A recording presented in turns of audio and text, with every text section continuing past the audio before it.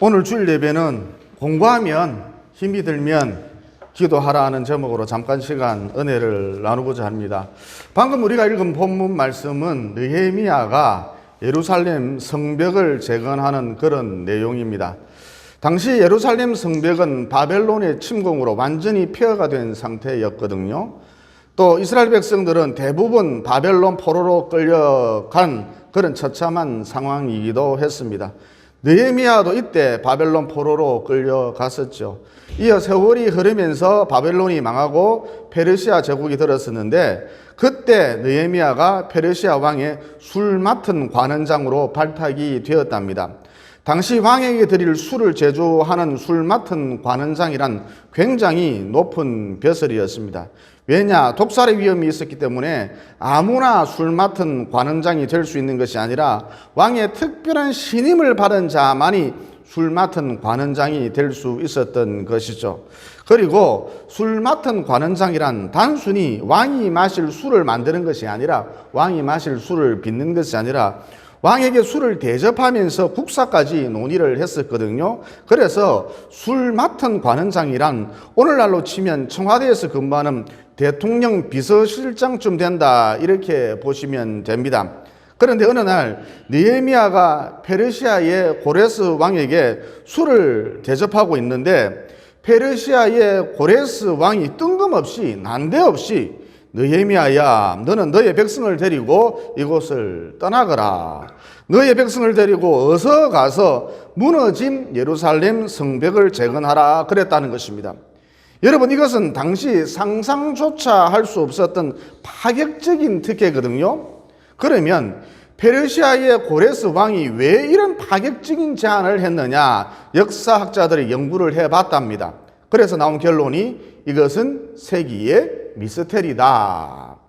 즉 페르시아의 고레스 왕이 이스라엘 백성들을 풀어줄 아무런 이유가 없는데 그냥 풀어주었다는 거예요. 뜬금없이 난데없이 아무런 이유도 없이 이스라엘 백성들을 풀어주었다는 것입니다. 그런데 성경에 보면 페르시아의 고레스 왕이 왜 이스라엘 백성들을 풀어주었는지 그 이유가 나오지요. 그러면 그 이유가 무엇이냐? 오래전 하나님께서 예레미야 선지자를 통해서 말씀하시기를, 예언하시기를 바벨론에 의해 이스라엘이 패망하게 될 것이다. 이어 그곳에서, 바벨론에서, 페르시아에서 이스라엘 백성들이 포로 생활을 하게 될 것이다. 하지만 70년이 지나고 나면 너희들이 해방될 것이고 다시 고국으로, 예루살렘으로 돌아올 것이니라. 그러니까 하나님의 예언대로 하나님의 때가 되어서 이스라엘 백성들이 해방된 것뿐입니다. 다시 말해 사람이 역사를 좌지우지하는 것처럼 보이죠. 표면적으로는 그렇게 보인다는 것입니다. 하지만 아니라는 것입니다. 역사의 주관자는 하나님이라는 것입니다. 이어 느헤미야가 예루살렘 성벽을 재건하기 위해서 페르시아에서 이스라엘 사람들을 모으고 그들을 격려하면서 도닥거리면서 힘겹게 고국으로 돌아왔거든요. 예레미야의 예언대로 70년 만에 다시 고국으로 돌아온 것이죠. 그런데 당시 예루살렘과 예루살렘 주변에 살고 있었던 토착민들이 느헤미야의 예루살렘 성벽 재건 사업을 도와주기는커녕 느헤미야와 그와 함께했던 이들을 향해서 손가락질을 하고 비웃고 조롱하는 그런 일이 벌어졌다는 것입니다. 1절에 보면 산발랏이라는 인물이 나오는데 이 인간이 어떤 인간이냐, 어떤 사람이냐, 당시 예루살렘 인근 사마리아 지역 통치자로서 별도의 군대를 갖고 있었습니다. 한마디로 지역 세력가인 것이죠. 그런데 이 산발랏이 느헤미야의 예루살렘 성벽 재건 사업을 방해하고 비웃었다는 것입니다. 조롱했다는 것이죠. 또 3절에 보면 암몬 사람 도비아라고 나오는데 이 사람 역시 느헤미야, 그리고 느헤미야와 함께했던 사람들을 조롱했다는 것이죠. 어떻게 해요?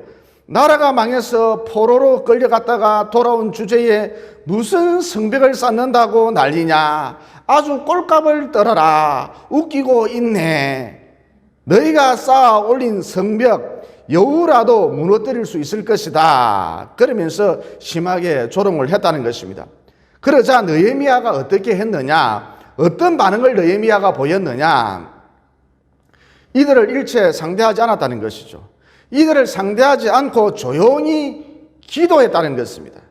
하나님, 저들이 우리를 약합니다. 하나님, 저들이 우리를 저주합니다. 저들의 욕과 저주가 저들의 머리 위로 돌아가게 하소서. 그러면서 하나님 앞으로 나아가서 조용히 기도했다는 것이죠. 오늘날에도 마찬가지입니다. 틈만 나면 마귀가 우리를 공격한다는 것이죠. 산발락같이, 암몬 사람 도비아같이 틈만 나면 마귀가 우리를 공격한다는 것입니다. 가만히 내버려 두지를 않아요. 특별히 마귀가 예배를 공격합니다. 왜냐? 인간 창조의 목적이 예배에 있기 때문입니다. 그러니까 저와 여러분이 우리가 창조된 목적을 달성하지 못하도록 마귀가 예배를 끊임없이 방해한다는 것이죠. 또 여러분, 연이 아무리 높이 날면 뭐합니까? 연줄과 연결되어 있을 때 의미가 있잖아요. 끊어진 연, 한번 상상을 해보십시오. 아무것도 아니라는 것입니다. 멋있게 날고 있어도 아무것도 아니라는 것이죠. 즉 연이란 연줄과 연결되어 있을 때만이 의미가 있다는 것입니다. 연으로서 의미가 있다는 것이죠. 마찬가지로 예배를 통해서만이 우리가 하나님과 연결될 수가 있고, 또 우리가 꾸준히 예배 드릴 때에 우리 인생 속에 일어나는 모든 일들 속에 의미가 부여되거든요. 그래서 마귀가 예배를 방해한다는 것입니다. 따라서 결론, 예배에 성공하면 다른 모든 일이 있어서 성공할 수 있기 때문에 틈만 나면 마귀가 예배를 방해한다는 것이죠. 그래서 주일날 예배 드리려 하면 갑자기 급한 일이 생긴다는 것입니다. 어디서 갑자기 전화가 온다는 것입니다. 주일날 예배 드리려 하면 생각지도 못한 일이 생긴다는 것입니다. 즉 마귀가 이런 식으로 나의 정신을 사납게 만들어서 예배의 자리로 나아가지 못하도록 방해한다는 것이죠. 또 주일날 다른 날보다 한두 시간 정도 더 많이 잤음에도 불구하고 이상하게도 다른 날보다 훨씬 더 피곤하다는 것입니다. 잠을 더 많이 잤는데 더 피곤하다는 것입니다. 마귀가 내 육체를 짓누르고 있는 것이죠. 그래서 예배의 자리로 나아가지 못하도록 방해한다는 것입니다. 또 마귀가 어떤 사람 속으로 들어가서 설교 도중에 막 돌아다니게 만들거나, 계속 돌아다녀요. 막 돌아다니게 만들거나, 또 뭔가를 계속 뒤적이게 만들어서 부시럭거리게 만들어서 설교자의 설교를 방해하기도 한다는 것이죠. 또 설교가 시작되면 느닷없이 집을 나설 때 가스불을 끄지 않고 나온 것 같고, 집을 나설 때 전기불을 끄지 않고 나온 것 같고, 집을 나올 때 대문을 안 잠그고 나온 것 같고, 이런 식으로 온갖 잡념들이 계속 떠오른다는 것입니다. 설교 시간 내내 그래요. 잡념들이 머릿속에서 강강수월래를 한다니까요. 그런데 참 신기한 것이 설교가 끝나고 나면 이런 잡념들이 말끔히 사라진다는 것입니다. 아, 가스불 끄고 왔지, 전기불 끄고 왔지, 대문 잠그고 왔지, 이렇게 된다는 것입니다. 그러면 왜 이런 일이 벌어지냐? 마귀가 자기 할 일을 다 했으니까. 다시 말해, 마귀의 목적은 설교를 듣지 못하도록 해서, 설교에 집중하지 못하도록 해서 영을 죽여 넣는 것인데, 이 목적을 달성했기 때문에 설교가 끝나면 잡념도 사라진다는 것이죠. 방금 말씀드렸죠.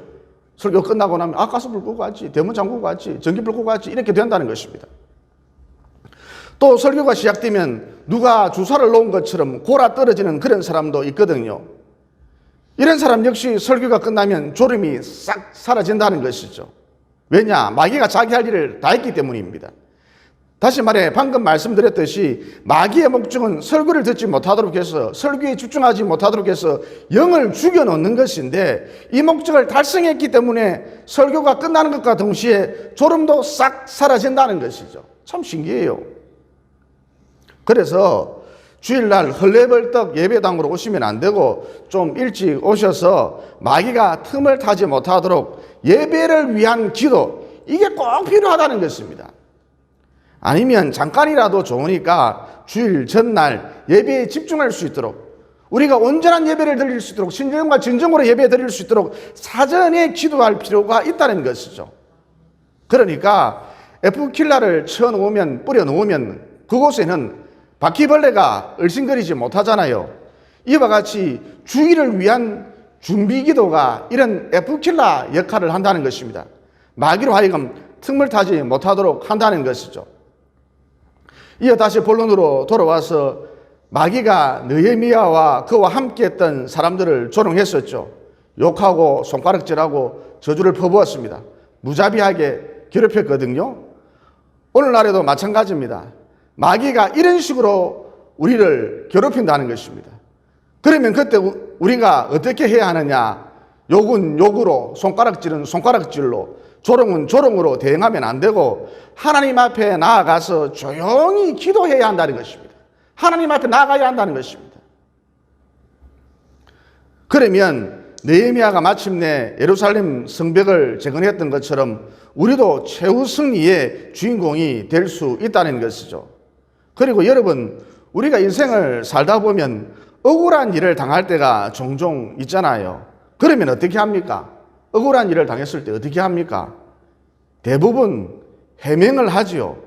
이어 그럴 때 내 해명을 듣고 고개를 끄덕끄덕거려주면 되는데, 내 해명을 듣고 아 그렇구나 그러면서 사람들이 고개를 끄덕거려주면 되는데, 이 인간이라고 하는 것이 참 악하거든요. 그래서 내가 해명을 하면 할수록 저 인간 뭐가 캥기는 게 있는갑다. 내가 해명을 하면 할수록 저 인간 뒤가 구린갑다.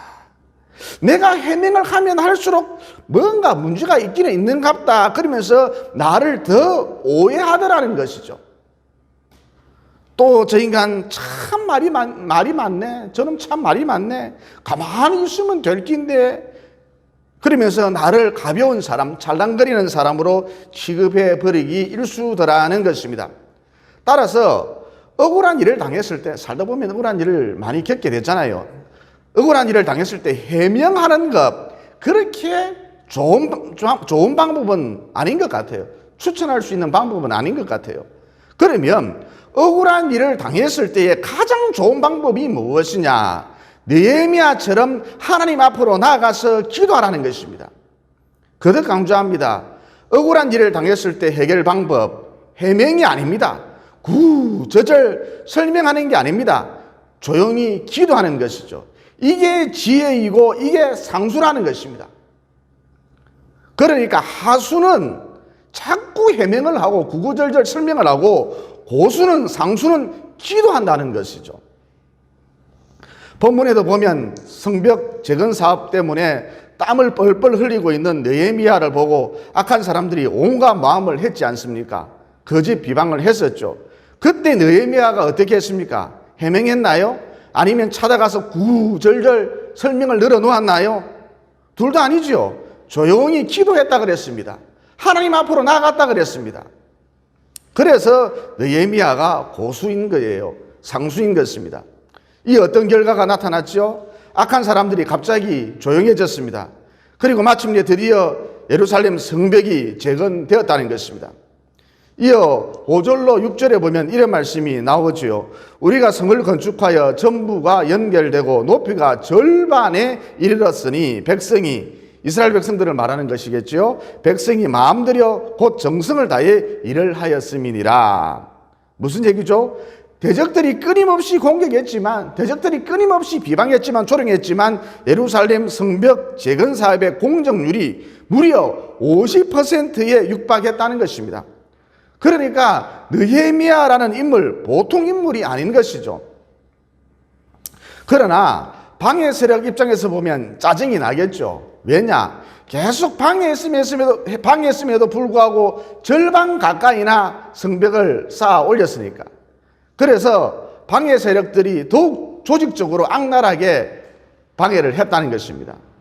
게다가 진짜 나쁜 놈들이 있었습니다. 느헤미야와 같은 이스라엘 사람이면서도 유다 사람이면서도 방해 세력들과 한패거리가 되어서는 민심을 융융하게 만들었던 그런 무리가 있었다는 것이죠.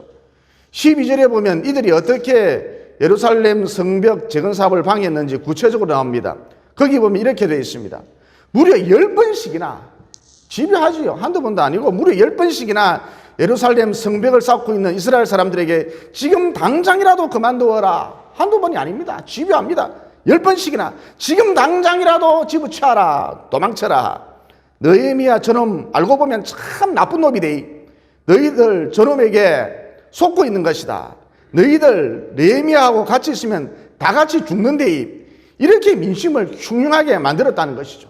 10번씩이나 계속해서. 그러자 내부 동료가 일어나기 시작했습니다. 그래서 10절에 보면 이런 말씀이 나오죠. 이스라엘 사람들이 이르기를 흙무더기가 아직도 많거늘 짐을 나르는 자의 힘이 다 빠졌으니 우리가 더 이상 성벽을 쌓아 올리지 못하리라. 그러니까 성벽을 절반밖에 못 쌓아 올렸으니 어느 세월에 나머지 절반을 쌓아 올리겠느냐는 것이죠. 그런데 여러분, 사실 이스라엘 사람들이 이런 식으로 말하면 안 됩니다. 왜냐하면 페르시아의 고레스 황제가, 고레스 왕이 이스라엘 사람들을 그냥 풀어주었거든요. 아무 이유도 없이 그냥 풀어주었거든요. 하나님의 역사인 것이죠. 게다가 페르시아의 고레스 황제가, 고레스 왕이 예루살렘 성벽을 쌓아 올릴 수 있도록 물자까지 제공을 해 주었거든요. 이 역시 하나님의 역사인 것이죠. 그래서 이스라엘 사람들이 어느 세월에 성벽을 마저 쌓아 올릴 수 있겠느냐, 이런 식으로 푸념을 늘어놓아서는 안 되고, 이제 절반을 쌓아 올렸으니 절반만 더 쌓으면 되겠구나, 이렇게 말했어야 옳다는 것이죠. 그리고 여러분, 민수기 14장 28절에 보면 하나님께서 말씀하시기를 너희 말이 내 귀에 들린 대로 행하리라 그러셨잖아요. 무슨 얘기입니까? 자꾸 못하겠다, 이쯤 하고 그만두자, 그러면 하나님께서 일이 이루어지지 않도록 역사해 주신다는 거예요. 반대로 아무리 어렵고 힘들다 할지라도 할 수 있다, 절반을 했지 않느냐, 이미 했지 않느냐, 해보자, 그러면 하나님께서 마침내 일이 이루어지도록 역사해 주신다는 것입니다. 아무튼 성벽을 쌓아 올리는 이스라엘 사람들의 말이 부정적이었지만 느헤미야의 말은 긍정적이었습니다. 그래서 14절에 보면 이런 말씀이 나옵니다. 느헤미야의 말인데 너희는 그들을 두려워하지 말고 지극히 크시고 두려우신 주를 기억하고 너희 형제와 자녀와 아내와 집을 위하여 싸우라. 쉽게 말해 노예였던 우리가, 아무것도 없었던 우리가 성벽을 절반씩이나 쌓아 올렸다. 맨 땅에서 우리가 성벽을 절반씩이나 쌓아 올렸다. 이건 놀라운 하나님의 은혜다. 하나님의 은혜로 성벽을 쌓아 올렸다. 이와 같이 앞으로도 하나님의 은혜가 우리와 함께 할 것이므로 나머지 절반도 얼마든지 거뜬히 쌓아 올릴 수 있다. 그러니까 한마디로 느헤미야는 역사를 일으키는 말의 구조를 갖고 있었던 것이죠. 여러분은 어떤 말의 구조를 갖고 계신가요? 그리고 인생을 살다 보면 가끔씩 흔들릴 때가 있지요. 즉 최선을 다했는데 길이 열리지 않고, 또 하나님이 일을 하고 있는데도 불구하고 대적들이 벌떼처럼 일어나고, 느헤미야도 예루살렘 성벽 재건 사업을 하는데 곧 하나님이 일을 하고 있는데 대적들이 벌떼처럼 일어났었죠. 여러분, 이럴 때는 큰 믿음의 소유자가 아니고서는 흔들릴 수밖에 없습니다. 그런데 어찌된 영문인지 본문의 느헤미야는 조금도 흔들리지 않았다는 것이죠. 그러면 그 이유가 무엇일까요? 빌립보서 4장 6절로 7절에 보면 아무것도 염려하지 말고 다만 모든 일에 기도와 간구로 너희 구할 것을 감사함으로 하나님께 아뢰라. 그 다음 핵심이 되는 말씀이 나오죠. 그리하면 모든 지각에 뛰어난 하나님의 평강이 그리스도 예수 안에서 너희 마음과 생각을 지키시리라. 그러니까 기도하면 생각이 정리가 된다는 것입니다. 그전에는 생각이 복잡했는데, 또 기도하면 마음에 평강이 임한다는 것입니다. 그전에는 마음이 불안했었는데, 따라서 대적들이 벌떼처럼 일어났음에도 불구하고 느헤미야가 흔들리지 않았던 이유는 오직 한 가지, 그가 기도했기 때문이다라는 것이죠. 여러분, 왜 가정이 바로 서지 못할까요? 남편이, 가장이 밤낮 불안에 떨고 염려하기 때문입니다. 또 왜 회사가 바로 서지 못할까요? 회사의 대표가 밤낮 불안에 떨고 염려하기 때문입니다. 한마디로 흔들리기 때문이다라는 것이죠. 여러분, 내가 흔들리니까 가정이 흔들리는 거예요. 다른 데서 원인을 찾으려고 하지 마십시오. 내가 흔들리니까 회사가 흔들리는 거예요. 다른 이유가 없어요. 그러므로 느헤미야처럼 기도하시라는 거예요. 기도하면 흔들리지 않습니다. 여러분, 한 나라의 대통령이 지금 나를 죽이겠다고 나선다면 내 생각이, 내 마음이 얼마나 두렵고 떨리겠습니까? 다윗이 이런 경우를 당했었잖아요. 어느 날 다윗은 사울 왕에게 쫓겨서 사막 변두리에 있는 어느 동굴 속으로 숨어 들어갔었죠. 그때 그가 무엇이라고 말했습니까? 내 생각이, 내 마음이 몹시 흔들린다 그랬습니까? 아니죠. 그 당시 그가 한 말이 시편 57편 7절이거든요. 거기 보면 이렇게 되어 있습니다. 하나님이여, 내 마음이 확정되었고 내 마음이 확정되었사오니 내가 노래하고 내가 찬송하리이다. 그러니까 대통령이, 임금이, 왕이 나를 죽인다 그러는데 전혀 마음이, 생각이 흔들리지 않았다는 것이죠. 그러면 다윗이 평정심을 유지할 수 있었던 그 이유가 무엇인가? 여러분, 다윗의 삶을 보면 일정한 흐름, 일정한 패턴이 있거든요. 그게 무엇이냐? 그는 삶이 힘들어지면, 삶이 공고해지면 어김없이 기도했다는 것입니다. 어김없이 기도의 자리로 나아갔다는 것입니다. 다윗의 삶을 요약시켜 놓은 것이, 축약시켜 놓은 것이 시편 34편이거든요. 거기 보면 이렇게 되어 있습니다. 이 공고한 자가 부르짖음에 여호와께서 들으시고 그의 모든 환난에서 구원하셨도다. 다시 말해, 다윗은 자기 삶이 힘들어지면, 공고해지면 곧장 자동적으로 하나님 앞으로 나아가서 기도했다는 것입니다. 여러분, 이게 다윗의 삶의 흐름입니다. 그의 인생 패턴이었던 것이죠. 그러니까 다윗은 이런 삶의 패턴, 흐름을 유지하고 있었기 때문에 사울 왕에게 쫓기는 그런 급박한 상황 속에서도, 위기 상황 속에서도 흔들리지 않았고 평정심을 유지할 수 있었던 것입니다. 그래서 성도의 능력이란 무엇이냐? 하나님 앞으로 나아가서 기도하는 것. 고난이 다가왔다, 어려움이 왔다 그러면, 내 삶이 공고해졌다 그러면 하나님 앞으로 나아가서 기도하는 것, 이게 성도의 능력이라는 것입니다. 지금으로부터 20년 전 한일 월드컵 때 우리나라가 4강까지 올라가는 신화를 창조했었죠. 그때 감독이 누구였죠? 히딩크 아닙니까? 히딩크 맞죠? 저는 외국인 이름이 잘 헷갈리더라고요. 지난주에도 오바마 대통령 부인을 낸시라 그랬는데 아무도 눈치 못 채야 돼요. 오바마 부인 이름이 미셸 오바마죠. 근데 아무도 눈치 못 채야 돼요. 저도 눈치 못 채고. 하여튼 저는 이 외국인 이름이 좀 헷갈리더라고요.